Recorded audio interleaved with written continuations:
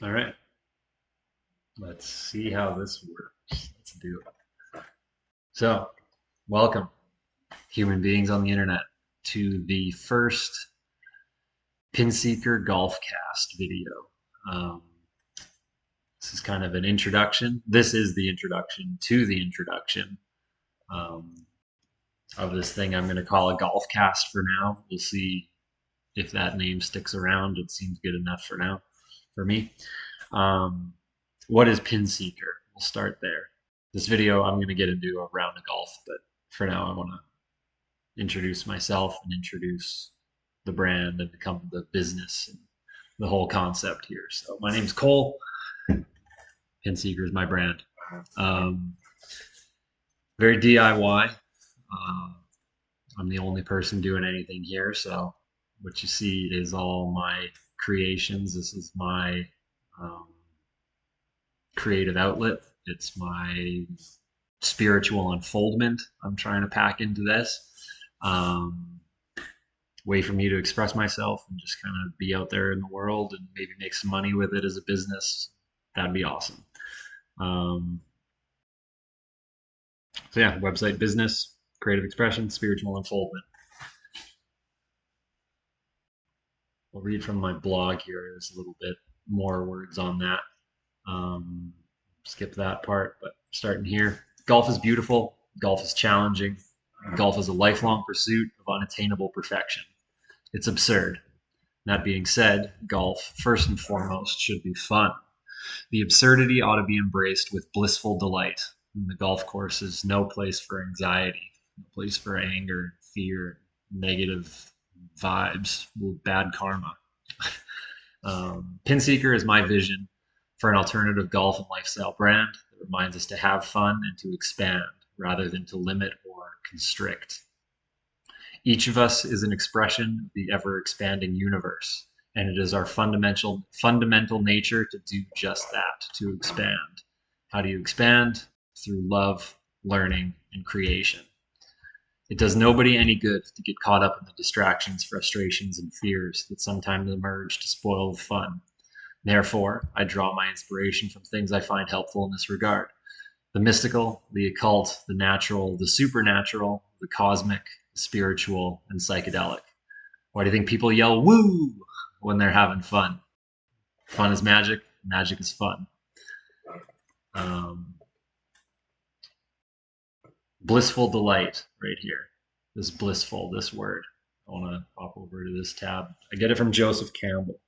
If you haven't checked him out, I highly recommend it. He's kind of the guy behind the hero's journey, which is a narrative structure, but also a really great way to view sort of the overarching narrative of one's life, sort of the mytho spiritual impact of what's happening, what unfolds in the life of a person. Um, According to Joseph Campbell, bliss refers to a deep sense of being present and doing what one absolutely must do to be oneself. It is a state of alignment with one's true nature, where the individual's heartbeat matches the rhythm of the universe. And this sentence is a bad AI version of this quote, so I'm going to jump down to here. Following your bliss is not self indulgent, but vital.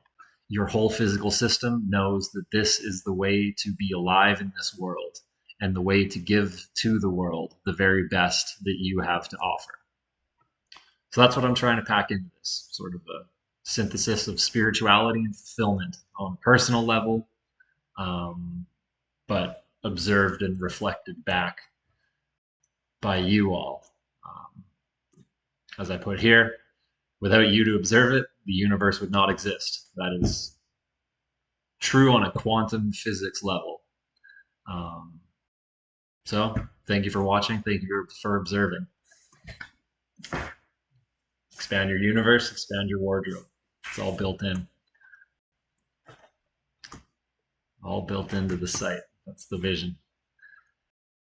Shamanic and alchemical art of being a golfer. I like that line a lot. I journaled about it when I was first coming up with the concept for this brand. I like keeping it around. Shamanic, sort of altered states of consciousness, transcending the normal, usual realms, the default reality, um, through substances. I mean, it's golf. Everybody's drinking, everybody's smoking. So that gets in there too, but it's a little more. I don't know. I don't know where I'm going with that. So alchemical, just the process of unfolding yourself, of living your life, of going through processes of change. I think is the best way to summarize that in a quick little way. And it is an art. It's not really a science. Anybody who's played for a while knows how you can't walk it down into a science. It's just every day is a little different, and you step onto the course, you play through it, and by the end, you've gone through a whole journey. um, yeah, let's go through a couple shirts. This is the first one I made, the ultra terrestrial. This is another good term. Let's see what the AI says about it. Isn't a standard scientific term, but it's sometimes used to refer to the hypothetical life forms that exist in extreme environments beyond the Earth's surface, such as other planets or celestial bodies. That's not how I know it to be, because if it's other planets or celestial bodies, that would mean it's extraterrestrial. Ultra terrestrial, as I know it, fuck you, AI, means it's from here, means it's a highly evolved or transcendent or dimensional being from this planet. Um, I'd say that's probably what fungus is. It's what aliens are as we know them. These little guys probably living underwater, maybe evolving for a long time, getting the big eyeballs, big brains. Um, it's just a theory. It's just a thought, just fun. Anyways, this shirt's the first one I ever made. I was just throwing things together. Little echinacea plant on the ring of the planet. Like, it's nonsense, but it is charming and great. This purple's awesome. And a little thing that I put under the collar, just a joke. Hopefully you can see it. It's kind of blurry in this mock-up. Whatever. Uh, Little eggplant, big eggplant. So when you outdrive your friends, you can flip the collar, let them know. Let them know where they stand. Um, this guy I made with Leonardo AI. It's an image generator. It's like Dolly or Midjourney. Um, Cosmic Expressionism, I call it. It's really wonderful. It's a big hit with the ladies.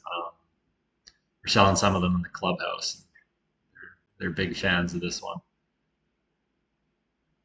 Men too. There's a couple guys that really like it, but the women seem to like the styles more. The men just ask, "How's the business? How's the shirt sales?" And then all the ladies around here, the members in the RV park at the clubhouse, they compliment the designs. Here's another little one I'll show you. This was from Canva. Somebody made this pattern, and then I kind of mirrored it and extended it out, so it turns into that. Looks really nice. I have this in a windbreaker and then a couple colors. I own this one. It's real sharp. DM trees. I don't know. It feels kind of psychedelic, little DMT ayahuasca like. So that's why I named it that. Anyways, polos are all made. That's good enough for now. By Nova Tomato. It's like a drop shipping print on demand company. So everything's manufactured in China, shipped out right to your door when you buy it from the site. It's a Shopify site. And that's about it. That's where we're at.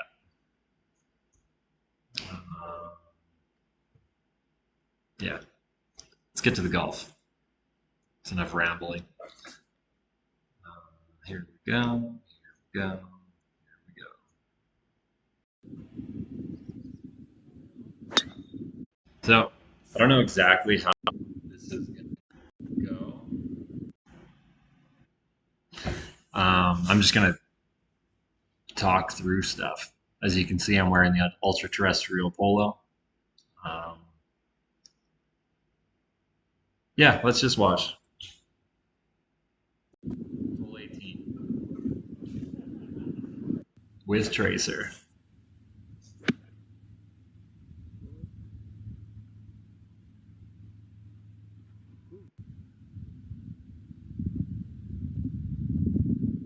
I think I start out with a par here.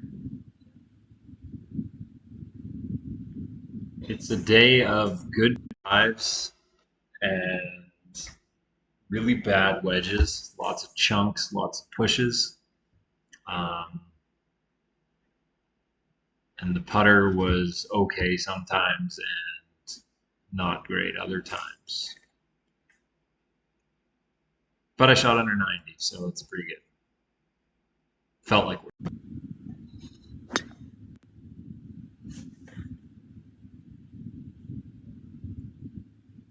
dodged so many bunkers with the driver. Tons of times I was landing just over top, just on the side. There's the first pushed wedge. That's a theme.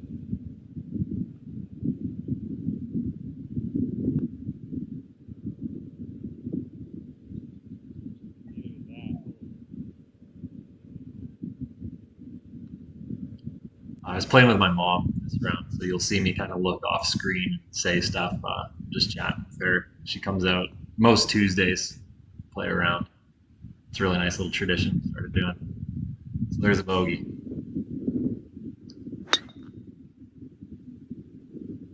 This one again landed it just at the edge of the bunker, right at the top. Rolled down the hill.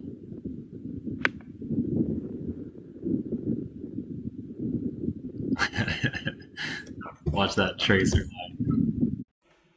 I gotta use a better app for this video. Oh well, I don't know. In the smoke, every time I film both these videos, it's been smoky, so that's why I'm using the yellow ball to try to have a little better visibility when I'm making the tracer. I always lose it at the apex, but I can usually find it land. So you'll see. I was pointing with my finger, like you can see what I'm talking about. So you'll see it veers just to end up where it ends up. It's not exact.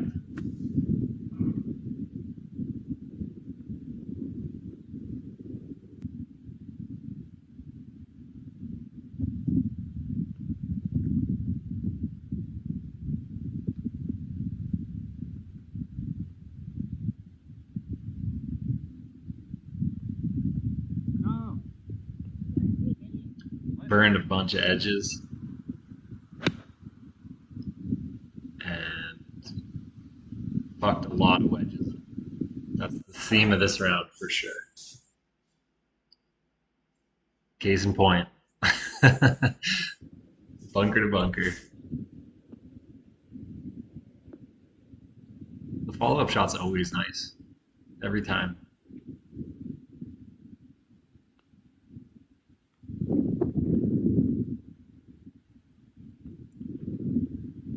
I think I went 5 there.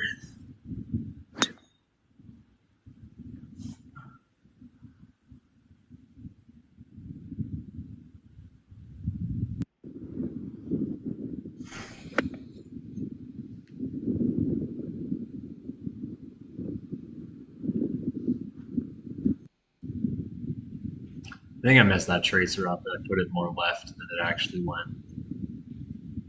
It's a big green, but that didn't line up right.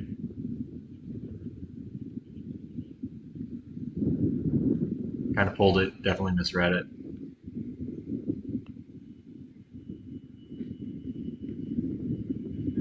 Other edge. Every single putt. This is a 1-iron I'm hitting. Chunk this one. On hole 12, I actually get a pier. It's a little club that I found in the Arizona desert from a vendor. Just like this permanent garage sale out in the desert. Paid $7 for that club. When I hit it well, it's fucking awesome. Sometimes though, the risk is a chunk, and then it just kind of dribbles out maybe 100, 150 yards or so instead of 240. This is another lip out. This is a really good putt. Yeah, right there. Bonk.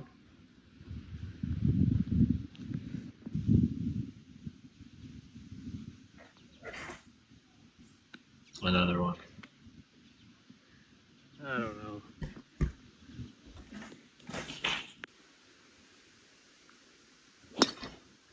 The tee deck was super far back, and there's no, all the ground is sloped away, so there was nowhere for my tripod to stand. That's why I'm out of the frame there.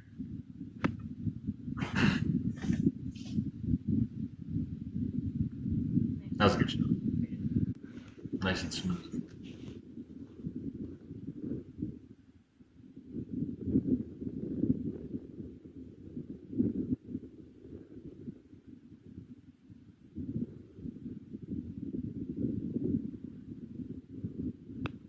It's a two lawn Long Island putter. Kind of a Titleist has Scotty Cameron, Odyssey had Sean Toulon. I don't know if he's still there. I think he might have his own thing now.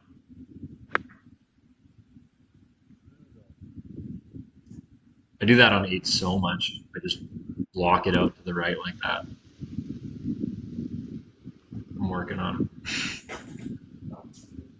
Taking a drop.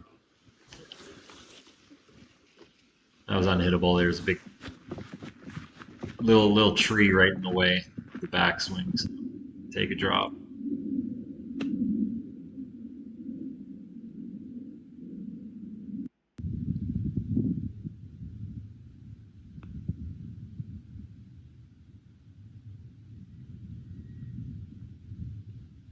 Usually I overread the putts, but I was leaving so many things under this day. I was under reading. Usually I hit up there and it bounces down. It'll bounce anywhere off the slope, really, over to the left, and end up typically in the fairway. It's really fun. Not this time. This one, I didn't bother with making the tracer be sort of realistic through the grass. It does end up, it ends up here, but this line is mostly inaccurate. Whatever. And like I was saying, it's so sloped that anytime you drop, you end up in the fairway. So I just set it down in the fairway and get a nice shot. This entire hole slopes really hard from the right to the left.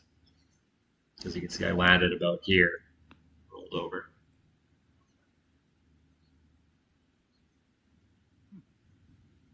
It's almost right. 10 over on the front. The front is way harder than the back. So bogey golf is pretty typical. If the control is good, then I'll get a little bit lower than that. But today, the control is not good. Or on this day, I should say. All I've done is hook my 3-wood lately. So I don't know what to do about that.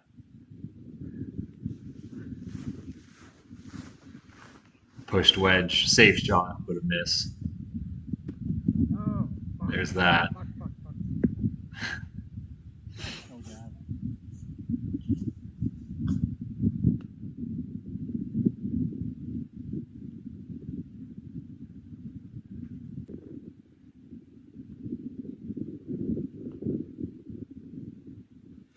That was horrible. I don't know.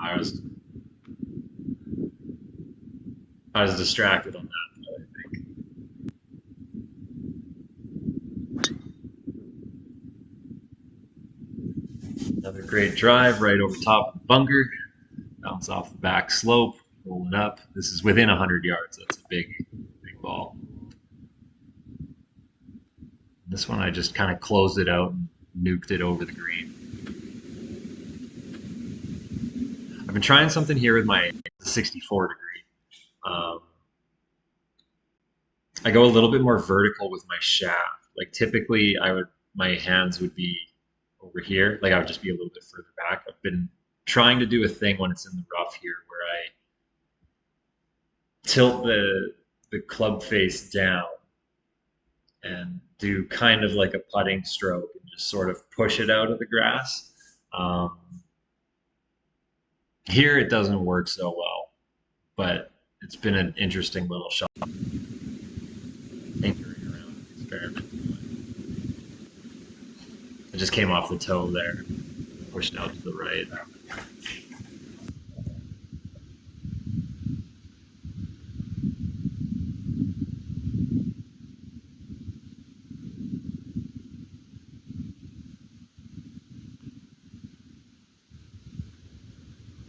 Another edge.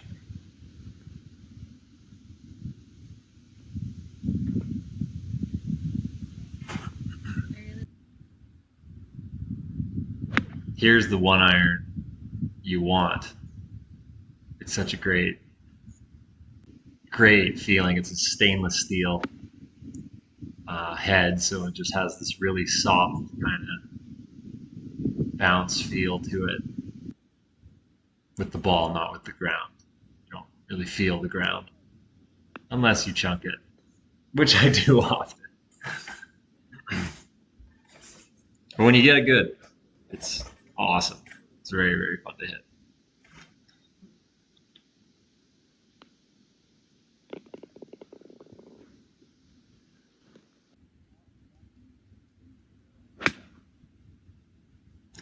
This was a 7-iron. Went surprisingly long. Wow. Crazy. Wow. As I say, a lot of downhill slope all the way. This is all downhill. So just pop it up and it does all the work. I think this is my first par since hole 1. If I remember correctly.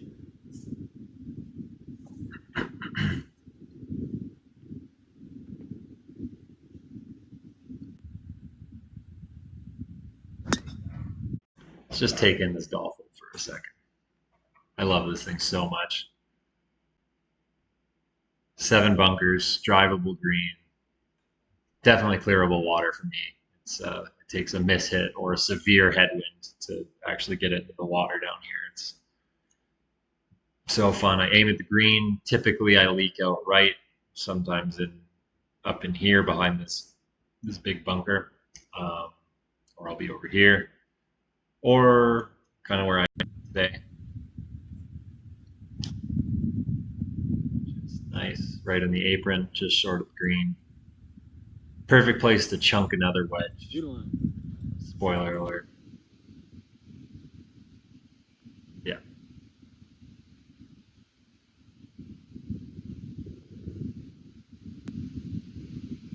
I don't know why I did it so many times.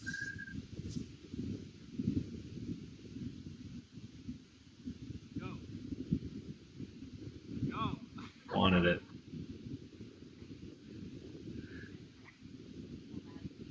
'69. Stroke 69. Not a stroke at all.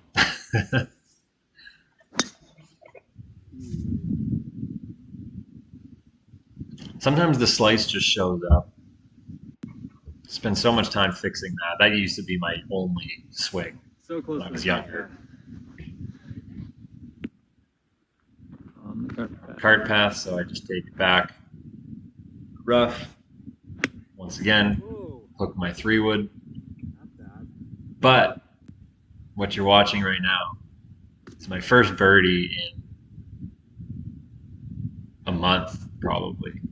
Many rounds. It's a bad birdie, that's for sure. Bad birdie being one of my bigger inspirations, bigger for brands of golf apparel, just cool patterns, kind of unique designs. In my family, it's probably Pinseeker and Bad Birdie are the two most popular stuff. Trey's a couple of their, or sorry, my brother has a couple of their shirts. And, my mom has at least a head cover. Her putter head cover is a Bad Birdie head cover. That's a Bad Birdie there. Another great drive right over the bunker. Good aggressive line. It was a great driver day. Ooh, this is my reaction is funny. Here's why. Get the drive back. That's worth seeing again too.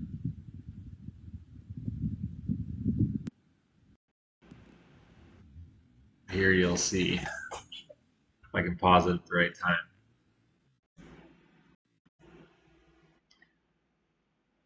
That's a hosel.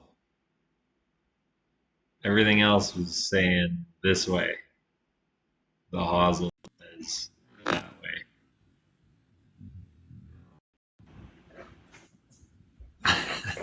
It felt worse than it turned out. I thought it was going to be real poor. Holy fuck. Junk wedge. Once more. I almost took it back. I almost cheated. Kept it honest.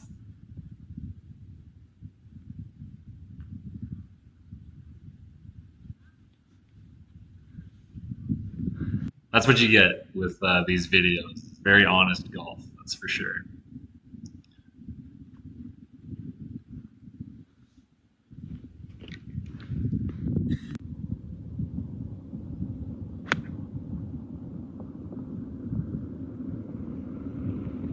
A lot of bunkers this round. A lot of bunkers.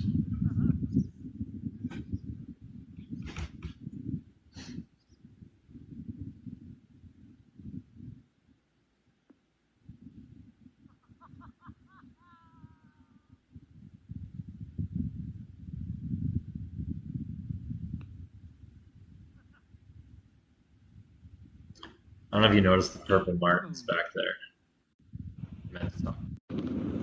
Where? Yeah, there we go. They just kind of start showing up in the fall. They start flocking up. Like I've seen several hundred at one time, just flying around on a couple of the holes. A little bit later in the year, I'll try to capture it. You guys can see it. It's pretty special. Purple martins are very cool. One of my favorite birds for sure. As we're mowing and doing stuff, sometimes they'll like fly around the mower right in front of you, just sort of like hover along the ground. They're incredibly agile. They're really great to watch. Once again, just cleared the hazard, made it right over the water there. This is all water. So I just made it over. Very easy to hit here. It's perfect driver distance. Another short wedge. I could have shot 80. I feel like I actually had probably 7 of those bad wedge shots where I just left it short and chopped it. But I didn't.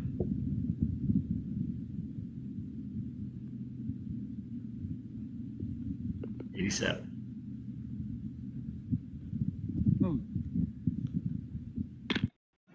All right. I think that's it. There's me. Yeah. Thank you for watching. Like, subscribe, do all that stuff, whatever. We'll build this up slowly. It's fine. You can support as much as you want. Buy a shirt. They're cool. That's the real way to support. Tell your friends about it. Let's grow this thing.